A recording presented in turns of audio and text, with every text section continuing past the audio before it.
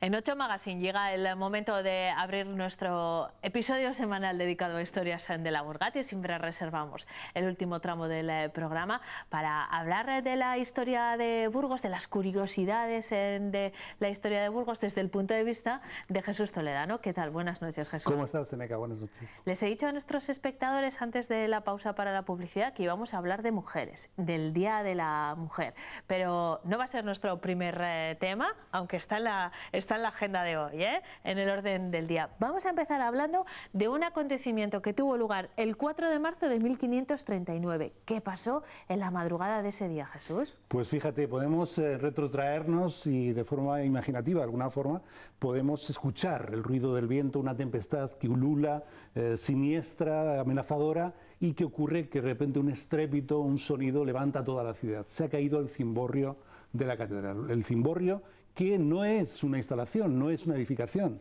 de la primera jornada de la construcción de la catedral, sino que se había construido por iniciativa del obispo Luis Acuña en torno al 1450-1500. Eso hace que ese cimborrio, desde luego que ya tenía, por supuesto, algunos problemas desde antaño. Hay algunos registros que nos dicen que se había apuntalado, que desde un principio podía tener problemas de peso, podía tener algunos problemas de instalación y precisamente no dieron con la solución. También se cuentan en algunos libros, cuando leemos El número de Dios de José Luis Corral, nos cuentan cómo los arquitectos habían tenido algún fallo, en este caso en el cálculo, y sí que podemos saber de aquel cimborrio primigenio, no por imágenes, porque no hay ningún grabado, pero sí por algún relato. Era una instalación alta, muy elegante, y desde luego que con ese gusto de nuevo cuño del gótico en 1450 se construyó, pero se vino abajo en 1539. Ese estrépito de madrugada en la ciudad de Burgos produjo una consternación absoluta. Afortunadamente no hubo víctimas, pero sí que se cayeron las bóvedas de alrededor. Algunos incluso pensaban que se podía venir abajo toda la fábrica de la catedral, una auténtica tragedia. Evidentemente, ¿qué hicieron tanto el cabildo como los municipios, como el regimiento que estaban ante esa situación? Inmediatamente al día siguiente reunirse para decidir la construcción de uno nuevo. Desde luego que no era tarea fácil, primero porque la sustentación no era buena, las 4 columnas que podemos ver ahora no existían, eran de muchísimo menos grosor, y eso hacía que hubiera que replantear esa obra. Pero no solo eso, se necesitaban 20 millones de maravedís, es decir, unas cifras ingentes. Y desde luego que algunas aportaciones hicieron que fuera posible el comienzo de la obra. Pero fíjate, hoy un hombre, el cardenal, el obispo Álvarez Toledo, que aseguró que de su familia era uno de los hijos de los duques de Alba, y él aseguró que iba a hacer una donación de 20.000 maravedís, y durante el tiempo que duró la obra realmente solo aportó unos 150 maravedís. Eso hizo, tanto por él como por alguna serie de problemas que hubo entre el cabildo y la sociedad burgalesa, que se demorara la obra hasta 1564. Pero desde luego que desde el principio se mandó a algunos arquitectos que vieran la posibilidad de erigir ese nuevo cimborrio. La obra realmente la lleva Juan de Vallejo, siempre será atribuido a Felipe Bernuy, a Felipe Bigarny, pero cierto es que los profesores de la UB han descubierto recientemente que pudo ser un francés, Juan de Langres, el que proyectó, el que hizo la obra. Decía Bernuy porque Diego Bernuy, el que fue también el patrocinador del Hospital de la Concepción, fue uno de los que más aportó, junto con el condestable, para su nueva reestructuración. Bueno, pues Juan de Langres es el que posiblemente proyecta eso, lo que es un crucero, lo que hoy llamamos un crucero, que arquitectónicamente el nombre de cimborrio viene precisamente de eso, de una superficie circular sobre la que se va a hacer una bóveda. Y tenemos, como no, el exterior con una serie desde luego, con esas cruces que conocemos actualmente, pero también con muchísima estatuaria, con muchísimas esfigies, que son muchas de ellas obras, tanto en el exterior como dentro, de un maravilloso escultor como fue Juan Picardo. Y lo que tenemos en el interior es una representación también del patrocinio de los que pudieron hacer la reconstrucción del cimborrio. Desde luego que esa estrella de 8 puntas sobre las 4 columnas reforzadas, esa luz cenital que obtenemos con esa estrella, es absolutamente asombrosa. Claro, también les ayuda el hecho de que sea una bóveda calada a aligerarla, a que tengan menos peso, que fue el peso lo que le derrumbó junto con el viento en la primera hornada, en el primer estadio. En cualquier caso, Jesús, es verdad que bueno, la catedral está llena de tesoros arquitectónicos y artísticos, eso lo sabemos muy bien. Además, aquí cada mes dedicamos un capítulo a la catedral en estas historias de la Vulgata y estamos conociendo muchos rincones, pero precisamente el Cimborrio es uno de los más emblemáticos, ¿no? Uno de los más fotografiados. Y fíjate, hemos visto una imagen importante. Fue la ciudad, desde luego, la que se determinó con donaciones. Hemos visto la de Diego de Bernuy y la de Pedro Fernández de Velasco a la rehabilitación, a la reconstrucción. Y podemos ver y hemos visto imágenes de cómo entre esas inscripciones que hay dentro ya en la parte interior vemos el escudo de la ciudad, el logo Civitatis, lo que es la inscripción en torno a la representación, el homenaje a la ciudad junto con una maqueta y por supuesto dos ángeles que están custodiando todo el conjunto. Hay una serie de lemas marianos que también hemos visto en torno a alusiones a la Virgen y por supuesto otra vez Juan Picardo vuelve a representar una iconografía con diferentes esfigies, tanto mitológicas, tanto realistas, tanto religiosas, para un conjunto ya de una clara influencia renacentista, pero absolutamente maravilloso. Desde luego que es impresionante el resultado. Es muy lamentable que se cayese el primero, pero bueno, afortunadamente no hubo víctimas, como nos acabas de contar, y después, gracias a eso, tenemos la maravilla que tenemos ahora. Ahí vemos, así que... fíjate, algunas de esas inscripciones en latín, loando a la Virgen, los escudos, bueno, ahí tenemos precisamente el escudo de quien no tuvo mucha contribución en la catedral, que fue Álvarez, a su reconstrucción, que fue Álvarez de Toledo, el clérigo que había anunciado, que había asegurado una donación. Igual que luego pusieron su emblema cuando prometió lo que iba a dar, que después no cumplió completamente. Al final, él fue luego obispo de Compostela y al final, aunque no hizo esa donación, desde luego que ahí tiene su linaje representado, como le tiene sobre todo el de la ciudad, que fue realmente la que estuvo ahí pendiente en todo momento, aunque con diferentes devenires hasta 1564, de que pudiera ser posible esa rehabilitación. Bueno, pues ha merecido la pena todas esas vicisitudes. Jesús, segundo tramo del día, ahora sí, hablamos de mujeres, alrededor del 8 de marzo, ¿verdad? Cuando hablábamos del Cimborrio también lo hacíamos. La hija de Juan de Lagres posiblemente participó en la reconstrucción del Cimborrio y, cómo no, lo vamos a hacer en este caso para hablar de ese 8 de marzo, el Día de la Mujer Trabajadora. Y lo vamos a focalizar en la figura de Blanca de Castilla, del Colegio Blanca de Castilla. Pero has dicho bien, porque el nombre que toman ya es significativo. Fíjate, a veces hablamos de algunas de las reinas que vinieron del exterior para contribuir al engrandecimiento de Castilla. Hablamos de Leonor de Plantagenet, hablamos de Constanza de Borgoña o de Beatriz de Suabia, y en este caso lo que tenemos es el sentido inverso. Tenemos a una reina castellana, hija de Alfonso VIII y precisamente de Leonor de Plantagenet, que es reina de Francia, Blanca de Castilla, y que simboliza lo que quería el colegio del que vamos a hablar. Simboliza una mujer, desde luego que uno de su hijo fue canonizado, una mujer religiosa, una mujer formada y cultivada, que con esos valores da nombre a un colegio que ahí tenemos a lo que fue luego la fundadora, un colegio que ahora cumple 50 años. Y esos 50 años del Colegio Blanca de Castilla, de las Hijas de Jesús, son de alguna forma, y por eso están allí también, la historia de Gamonal. Y lo hacen con una vocación, fíjate, tenemos fotos absolutamente impresionantes.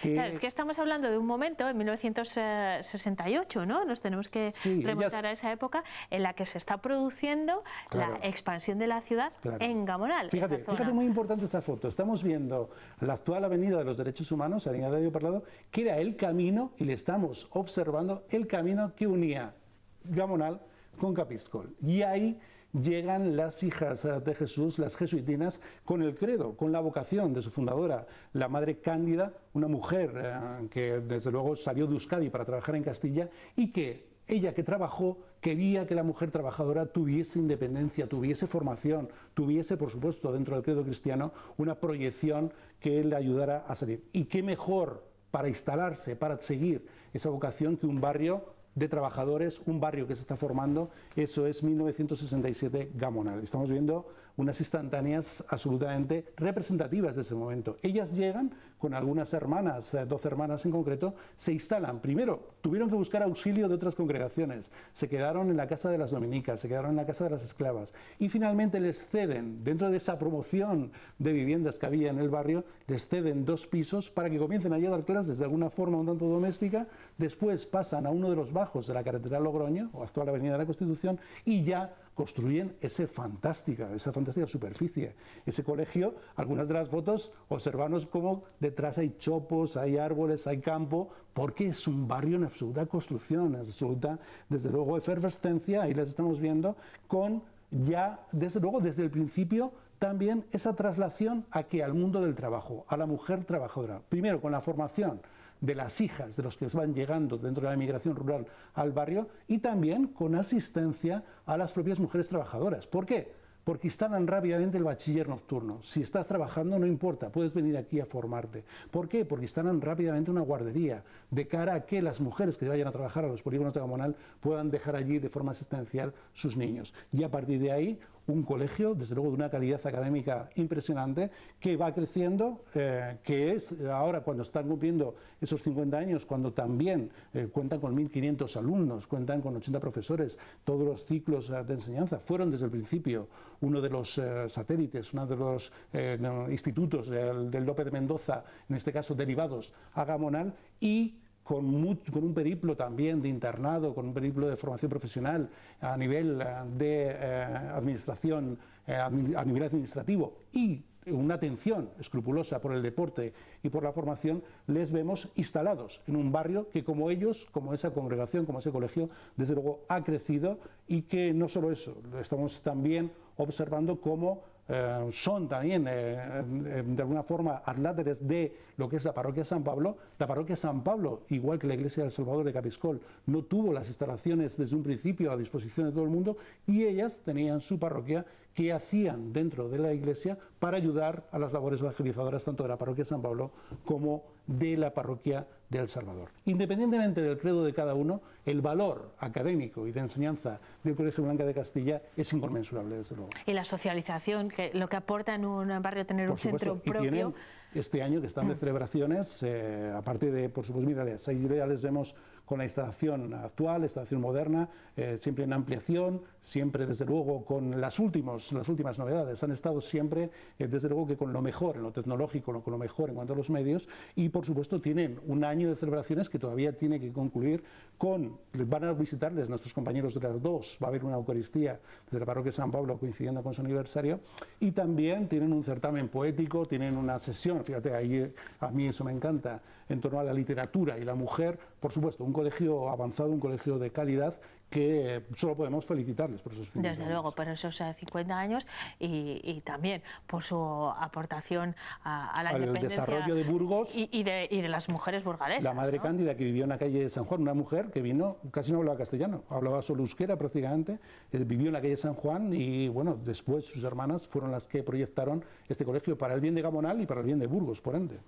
Bueno, vamos a seguir hablando del Día de la Mujer, pero desde otro punto de vista. Hemos hablado de la educación, que sin duda es la clave para cuando hablamos de igualdad sin educación es inconcebible, pero cambiamos completamente de registro. Bueno, lo vamos a unir, lo vamos a imbricar con el éxito de un hombre, de Jesús Gómez, que el pasado fin de semana se proclamó medalla de bronce en los campeonatos indoor de atletismo 1500, y lo vamos a unir a una figura, la de Albina Gallo, año 68. Claro, hoy vemos a Albina Gallo como en el año 68 fue campeona de España, como fue nombrada en el 69 mejor deportista española, y no nos damos cuenta de lo difícil también que era para hacer deporte en aquella época para una mujer. Ahí lo estamos viendo, hacía salto de longitud, se proclamó campeona de 100 metros, de lanzamiento de jabalina, varios récords. Luego, ¿en qué año lo consiguió? 68, y en el 69 fue considerada la mejor deportista de España, la mejor atleta de España. Y no solo eso, sino que como entrenadora ha promulgado, desde luego, el atletismo a todo. Mira, en la esfera precisamente de Capiscol,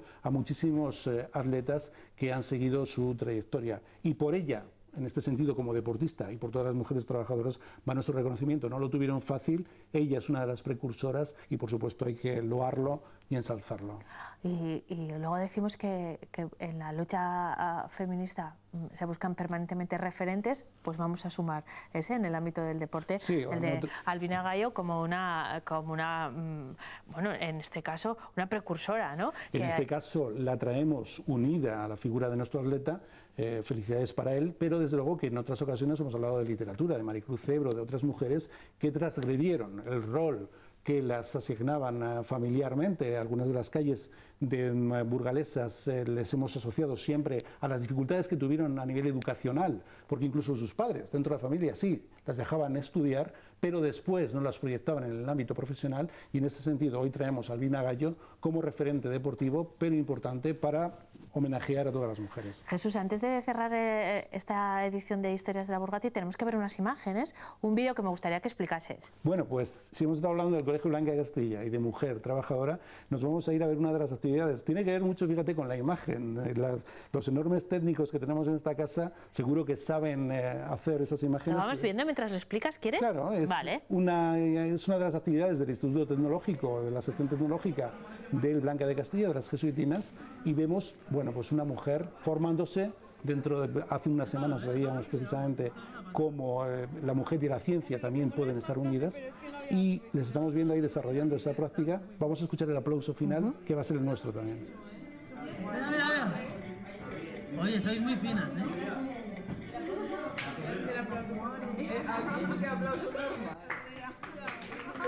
Un aplauso. Bueno, pues con esa felicidad, con esa alegría de los chicos, de los alumnos, hoy un colegio mixto, por supuesto, de los alumnos del Colegio Blanca de Castilla, va ese aplauso en nuestro homenaje para todas las mujeres, por supuesto. Estupendo, pues muchísimas gracias, Jesús, por el reconocimiento, por habernos traído referentes, por haber hecho historia y por acompañarnos cada jueves. Y felicidades, por supuesto. Muchas gracias, te esperamos el próximo jueves, cambiaremos de tema, hablaremos de otras cuestiones, pero siempre de Historias de la Burgati con Jesús Toledano. Muchas gracias. Gracias. A ustedes les vemos el martes. Ya saben que la semana en 8 Magazine acaba el jueves y empieza el martes. Les esperamos entonces y esperamos que disfruten mucho del fin de semana. Volvemos a encontrarnos el martes. Gracias por su compañía.